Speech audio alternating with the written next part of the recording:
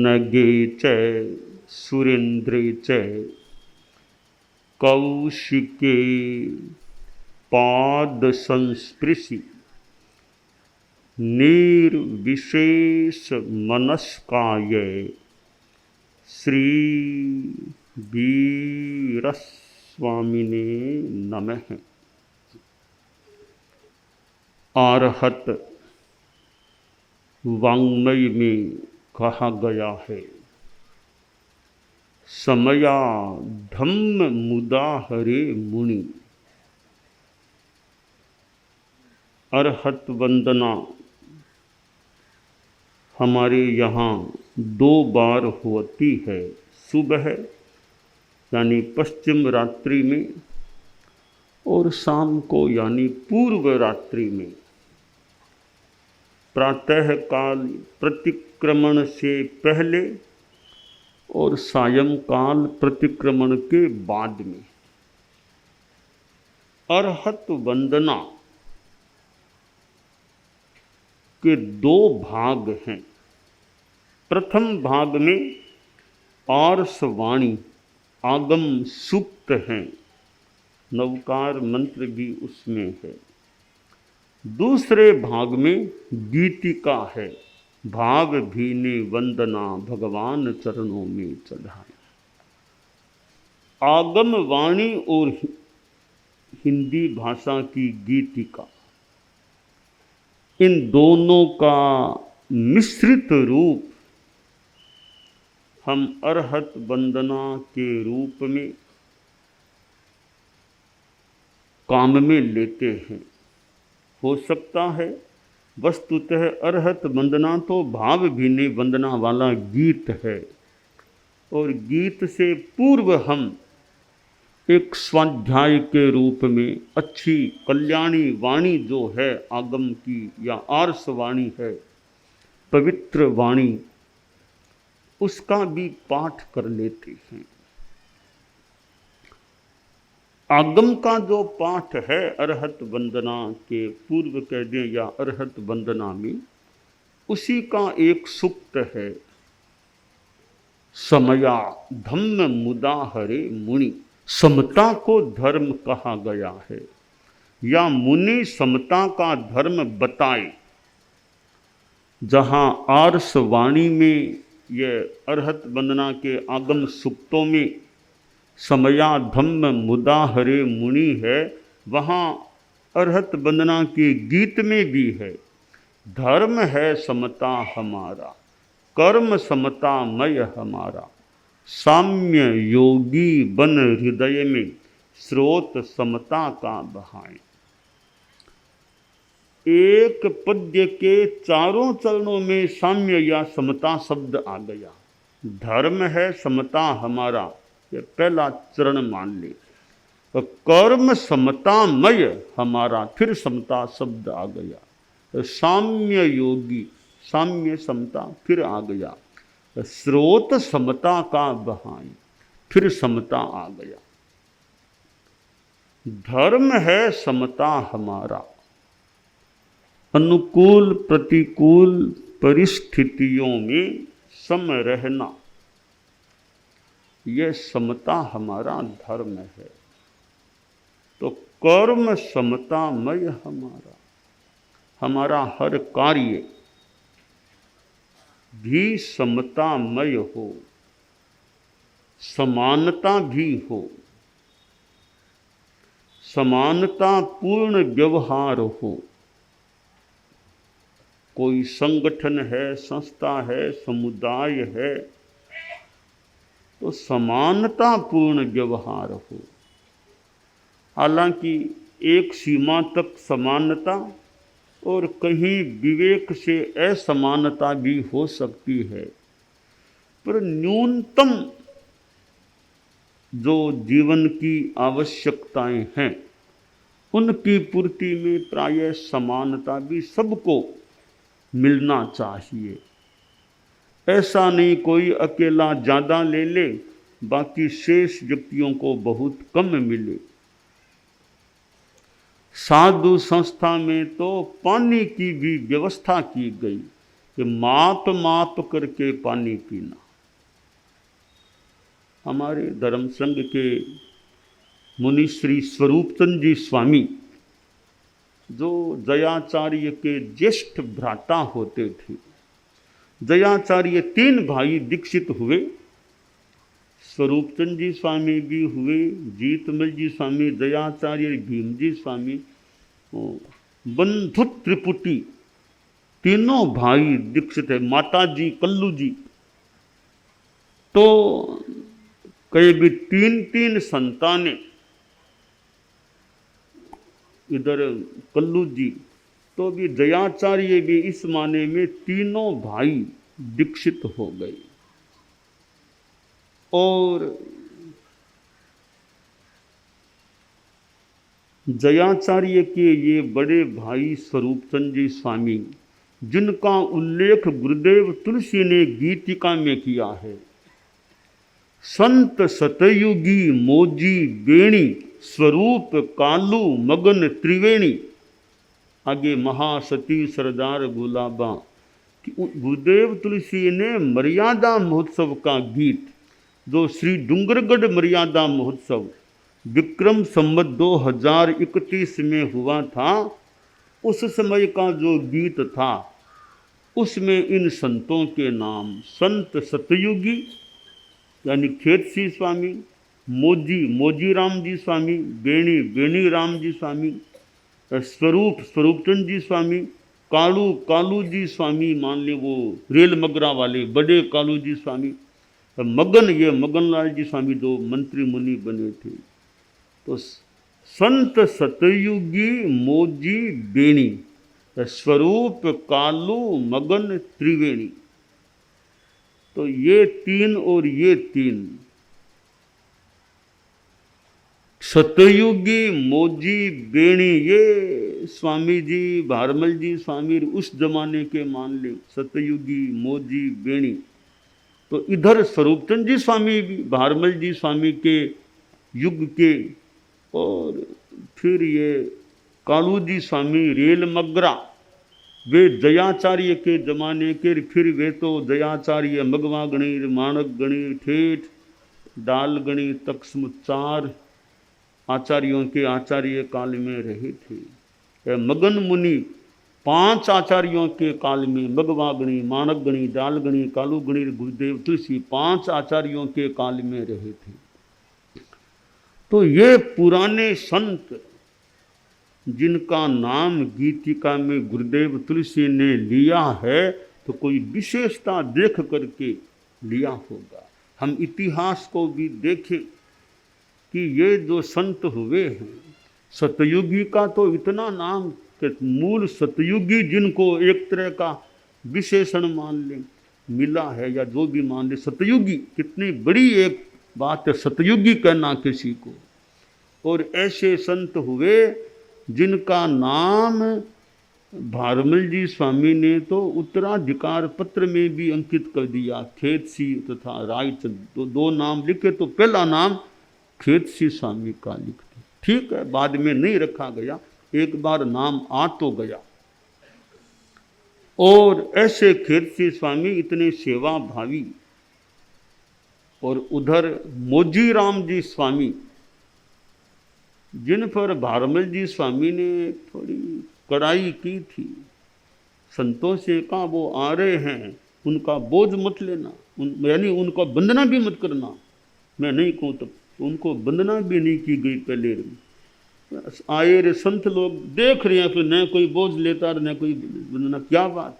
ये कड़ाई है भारमल जी स्वामी का निर्देश है कि वंदना नहीं करना, और बोझ जो भी, इतनी कड़ाई भी सही।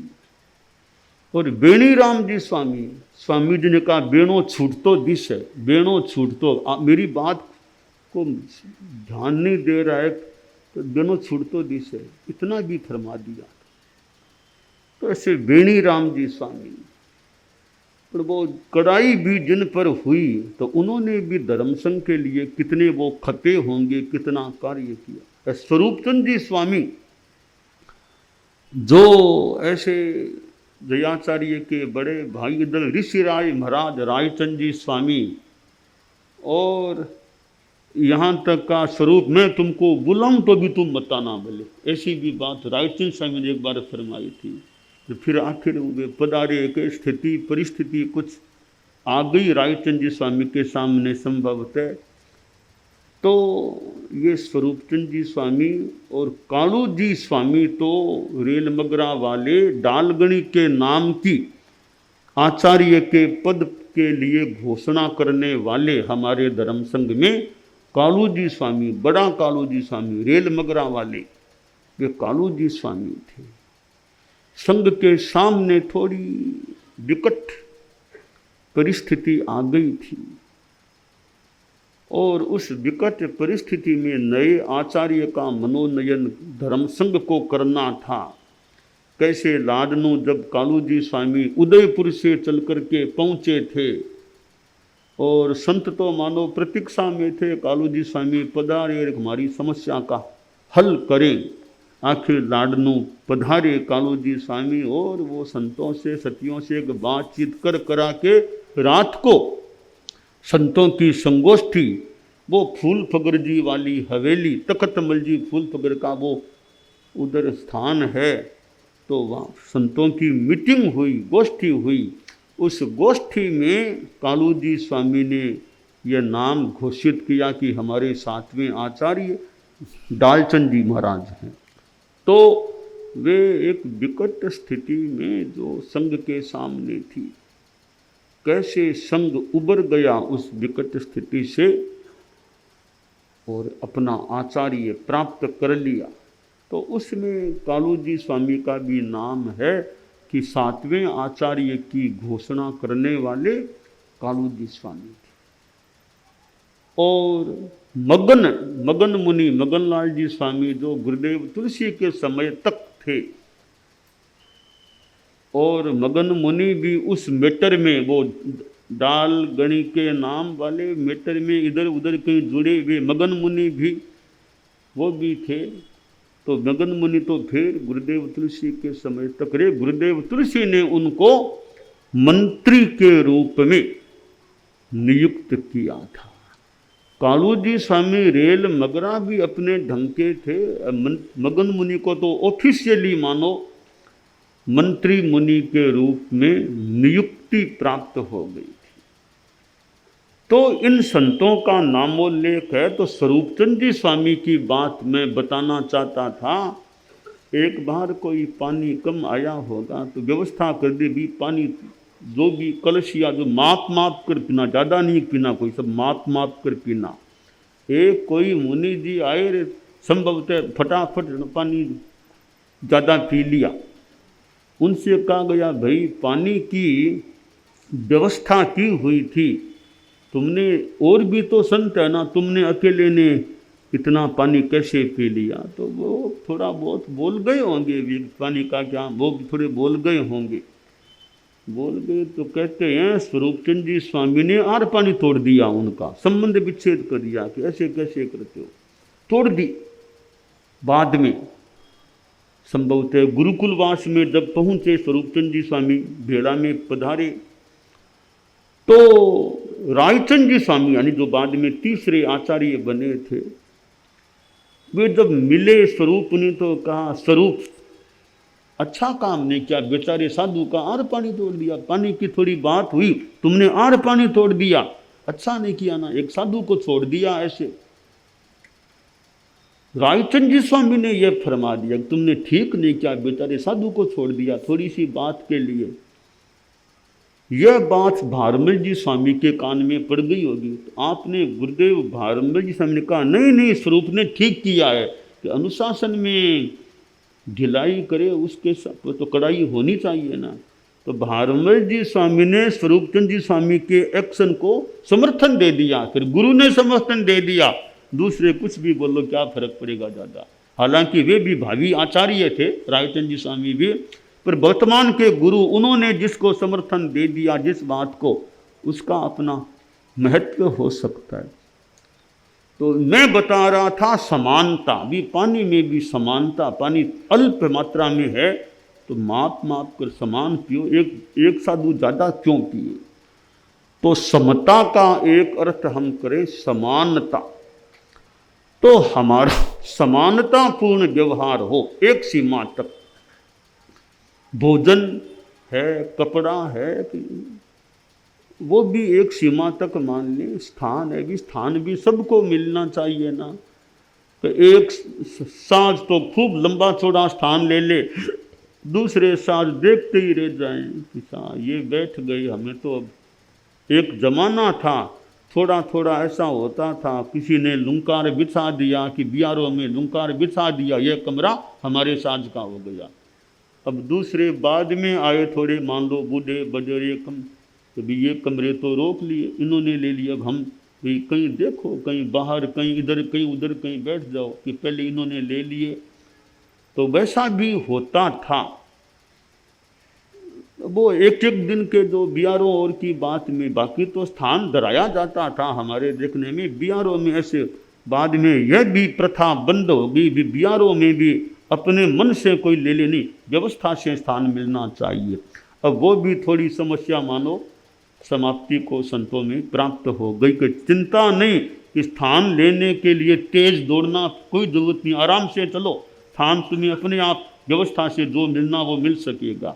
तो वो टेंशन नहीं, तनाव नहीं, आराम से चलो, कोई भाग दौड़ की जरूरत नहीं है स्थान को प्राप्त करने के लिए। तो समानता पूर्ण जो गोचरी है तो भी समानता कि उदना में आए, एक साधु खूब घरों में गया, बाकी को सबको मिले, व्यवस्था करो, ये फ्लैट, ये घर तुम्हारे में, ये तुम्हारे में, ये पांति कर लो, सबको आहार मिल सके, एक दो कोई क्यों। तो ये सारी समानता की व्यवस्था की बात भी, सबको समानता। ये साम्यवाद, समाजवाद, ये मानो समानतावाद कि समान के एक रोटी गोचरी में आई है, गाँव में गए एक ही रोटी मिली। तो चार संत हैं, एक बार आचार्य महाप्रज्ञ जी ने संभव से फरमाया था आचार्य काल में या पहले कि एक रोटी आई है, चार संत हो तो चार टुकड़े कर लो, सबको रोटी मिलनी, चौथाई चौथाई रोटी सब ले लो। ऐसा नहीं अकेला एक साधु खा ले बाकी तीन देखते रह जाए। यह समानता पूर्ण व्यवहार। आप लोग गृहस्थ हैं, परिवार में रहते हैं, कि वहाँ भी समानता की बात हो सकती है कि चार भाई हैं तो भी पिता के चार बेटे हैं, तो पिता को तो मानो चारों का ही ध्यान, चारों ही मेरे बेटे हैं, कि चारों बेटों के फिर बेटे हो गए, पोते भी, तो इसका भी बेटा, इसका भी, तो मुझे तो मोटा मोटी सभी का ध्यान देना होगा। ऐसा नहीं कि एक बेटे के बेटों को ज़्यादा दे दिया और उनको नहीं। तो यह समानता अपने असम विभागी नहु तस्य मुख, सम विभाग हो, असम विभाग न हो। तो यह समानता का जो सिद्धांत है वह साधु संस्था में भी काम में लिया जाता है या लिए जाने के लायक है, और गृहस्थों में भी परिवार में अनावश्यक असमानता न हो, समानता हो। अब घर की परिवार की संपत्ति की पांति करनी है, चार भाई हैं, वहाँ असमानता, चारों बराबर के ही हैं, पिता मान लो रहा नहीं, माँ रही नहीं, पहले कोई व्यवस्था की नहीं, अब चारों का हक है, तो वो तो चारों को बराबर नहीं करोगे थे, फिर कोर्ट में जाएंगे कोई, फिर कोर्ट में जाना पड़ेगा कि एक भाई कहता है मैं इतना लूँगा, वो मानता नहीं, तो फिर कोर्ट तैयार है कि वहाँ चलो, कोर्ट में बात करनी पड़ेगी। अब कोर्ट में चक्कर लगाओ, वो भी वकील खड़ा करेगा, वो भी वकील खड़ा करेगा, वकील अपना पैसा भी मान लो लेंगे, घर का पैसा वकीलों के पास जाएगा। अब करते रहो, 1 साल 2 साल 4 साल, कब फैसला आएगा। अब कभी जाते रहो, चक्कर लगाओ कोर्ट, वरना चारों भाई शांति से, प्रेम से कह दो, समता भाव से, भी एकदम समानतापूर्ण व्यवहार है, ये बराबर की पांति। तो क्यों तो कोर्ट में जाना पड़े, क्यों वकील को खड़ा करना पड़े। घर की बात घर में हो गई, घर का सटारा घर में हो गया, कि दूसरों को पंच बना लो, तो दूसरों को लागती पागती के 3 कोई पंच बना लो, वो जो फैसला ठीक है तो वो भी क्यों करना पड़े। भाई अपनी बात भाई भाई आपस में करके समाप्त करें, क्यों किसी को पंच बनाना पड़े। तो ये समानता हो अगर, तो ये घर की बात घर तक रह सकती है, और समानता पूर्ण व्यवस्था हो तो समस्या से मुक्ति भी रह सकती है। हालांकि कोर्ट है तो कोर्ट भी एक बड़ा आश्रय है, एक आश्वासन है। कोर्ट हो सकता है भी कि गड़बड़ी है तो कोर्ट में जाओ, या तो शांति से समानता से बात करो, वरना कोर्ट के दरवाजे तो खुले हैं, वहाँ चलना पड़ेगा। तो कोर्ट भी एक आश्वासन है कि नहीं मानेंगे तो फिर कोर्ट में जाएंगे। लोकतांत्रिक प्रणाली में ये जो विधायिका कार्यपालिका है, इधर न्यायपालिका है, तो एक ये स्तंभ हैं लोकतंत्र के। न्यायपालिका भी एक स्तंभ है कि न्याय मिले, वहाँ भी समानता की बात भी, न्याय मिले। छोटे से छोटा नागरिक है, बड़े से बड़ा नागरिक है, भले कोई सरकार का मंत्री है, भले कोई संतरी है, भले कोई नौकर है, भी मंत्री को भी कोर्ट में खड़ा किया जा सकता है। कैबिनेट में तो प्रांत का सरकार का मंत्री संतरी कुछ नहीं, कोर्ट में तो हाजिर होना पड़ सकता है। वो लोअर छोटी कोर्ट तक बड़े बड़े मंत्रियों को भी कोई होना क्यों, कि भी न्यायपालिका है, वहाँ छोटा बड़ा की ये बातें कौन है, कौन मंत्री है, कौन सेठ है। हमें तो न्याय देना है तो हाजिर होना पड़ेगा। आपका नौकर है वो भी खड़ा है, आप भी खड़े हो, हम तो दोनों की बात सुनेंगे। हम सिद्ध योगी आचार्य श्री महाप्रज्ञ से प्रेक्षा ध्यान का एक प्रयोग करें। आपको एक प्रयोग कराया जा रहे हैं श्वास प्रेक्षा का। 5 सेकंड में श्वास लेना है, 5 सेकंड भीतर रोकना है, और 5 सेकंड रेचन करना है, और 5 सेकंड बाहर रोकना है। इस प्रकार 20 सेकंड में एक श्वास। सावधान रहे, श्वास भरे, भीतर रोके, रेचन करें, बाहर रोके, श्वास भरे, भीतर रोके, रेचन करें, बाहर रोके, श्वास भरे, भीतर रोके, रेचन करें, बाहर रोके, श्वास भरे, भीतर रोके, रेचन करें, बाहर रोके, श्वास भरे, भीतर रोके, रेचन करें, बाहर रोके, श्वास भरे, भीतर रोके, रेचन करें, बाहर रोके, श्वास भरे। प्रयोग संपन्न। तो ये ध्यान के बहुत छोटे प्रयोग कराए हैं, और इनका स्वयं बार बार अभ्यास करें तो एक अच्छा अभ्यास हो सकता है। ओम आत्मा।